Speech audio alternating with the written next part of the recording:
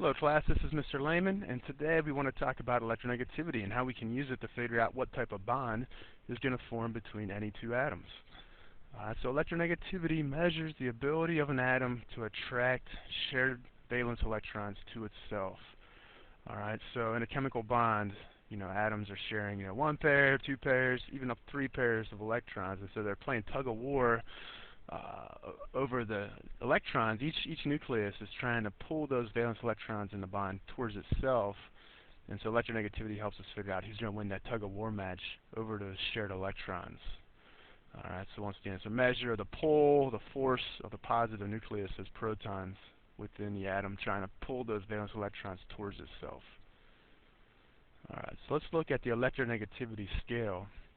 The electronegativity scale goes from the smallest number 0.70 up to 3.98. Now there's different electronegativity scales out there. The numbers vary slightly, but this is the one that we're going to use in class. Some will go to 1 decimal place. This one goes to 2 decimal places.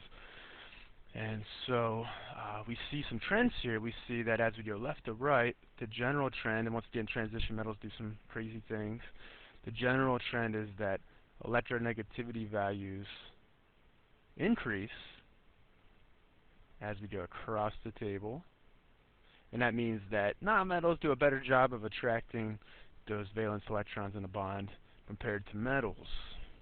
And that makes sense. We already talked about ionic bonding. We talked about how nonmetals usually steal electrons from metals to form those ionic bonds in crystal lattices. And the reason why electronegativity increases, or the pull of the nucleus increases as we go left to right, remember the effect of nuclear charge and the whole concept of shielding. And so remember, in group 1, the effective nuclear charge is +1. In group 2, the effective nuclear charge is +2. And then it increases by 1 as we go left to right. So there's a greater pull from the nucleus on those valence electrons. And that makes the atoms get smaller as we go left to right across a period.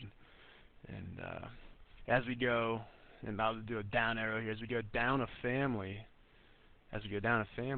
we see that electronegativity values decrease.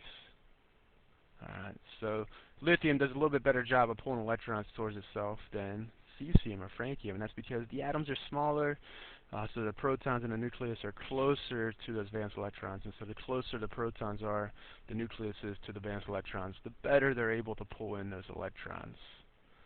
Alright, so if we look at the 3 types of bonds that form, first type of bond they can form is called a nonpolar covalent bond. And a nonpolar covalent bond, essentially the 2 atoms share electrons and they share them equally. So each one gets its fair share.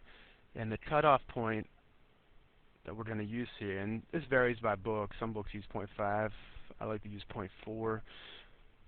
So it's a gray area, but we're going to use 0.4 for our class. If the difference in electronegativity is less than 0.4, then we're going to say that a nonpolar covalent bond forms, and those 2 atoms are going to share the electrons equally. And that means that if they share equally, then both atoms are going to remain neutral, and so we don't assign any charges. So let's see how this works. Let's say we have oxygen forming a bond with chlorine. We would want to look at the electronegativity scale. Find oxygen, the value is 3.44. Find chlorine, the value is 3.16. Subtract the smaller one from the bigger one.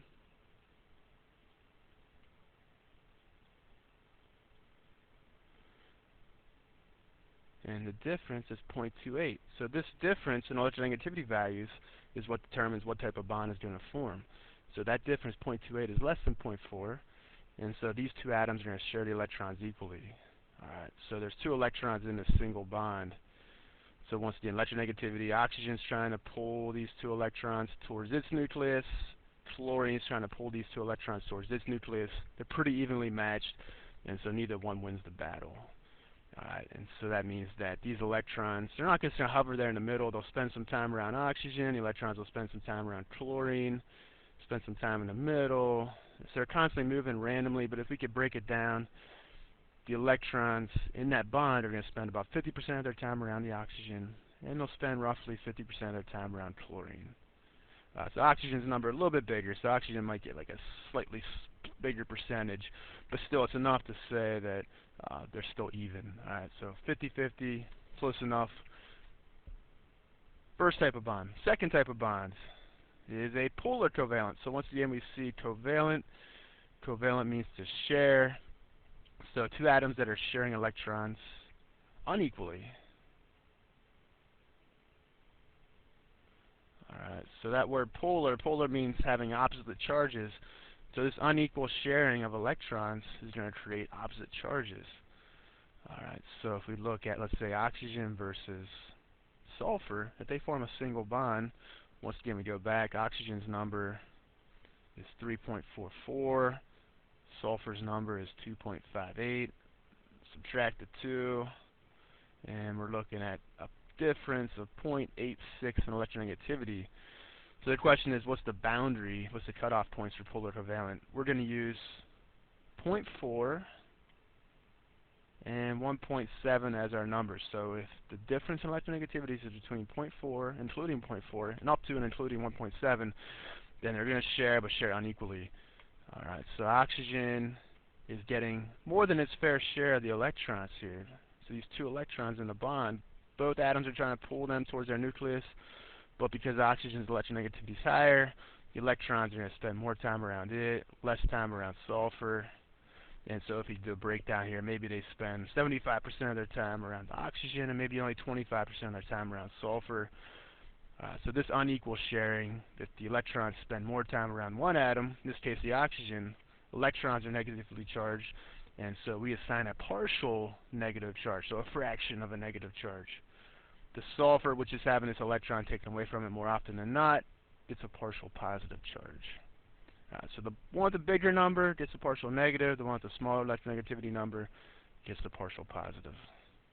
The last type of bonding is ionic. We know all about ionic bonding. So if the difference is greater than 1.7, then the nonmetal completely steals the valence electron from the metal. So if we compare a bond with francium and fluorine, the two that we looked at earlier, the most extreme examples, fluorine's number, electronegativity value is 3.98. Francium's electronegativity number is 0.70. Subtract the 2, the difference is 3.28. So there's such a great mismatch that fluorine completely steals the electron from francium. So it rips off the electron, fills its outer shell with 8. Francium loses its outermost electron, the 7s1 electron. So it actually has 8 electrons in its outer shell, which is a 6 shell now. And so because francium loses an electron, it becomes a positive 1 ion. Because fluorine steals an electron, it becomes a negative 1 ion. And then we know a crystal lattice is going to form that repeating structure. So this is how we figure out what's going to happen using electronegativities. The next tutorial we'll look at polar versus nonpolar molecules. Thank you.